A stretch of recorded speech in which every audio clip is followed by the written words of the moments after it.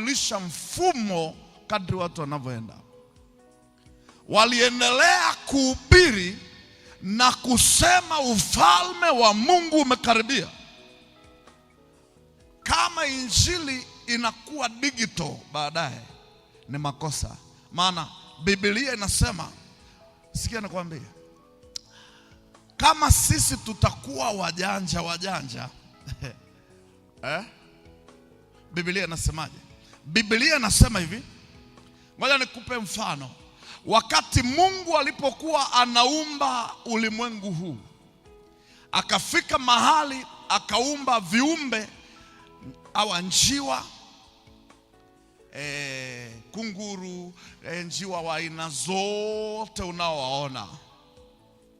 Wakati Mungu anawaumba wale ndege, alikuwa ametangulia ufahamu millions of years, miaka mingi mbeleni, akijua kwamba wanadamu watakapokuwepo katikati ya dunia watafika mahali watafunga umeme na wataweka waya ambazo zitakuwa ni waya hizi kubwa zinazopita kwenye umeme mkubwa huu, hazitakuwa na maganda ya kuzuia hawa ndege wasipatwe na mabaya. Akawawekea uwezo kwenye miguu yao, akaweka huko magamba yenye uwezo wa kupush ile nguvu ya nyaya za umeme.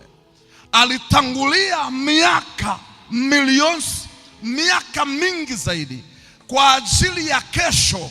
Maana yake kama tunataka kukua, kuna aliyekuwa tayari akatutangulia miaka na mamiaka na mamiaka. The way tunavyoishi tayari tulisha kuwepo katika ufahamu wa kimungu.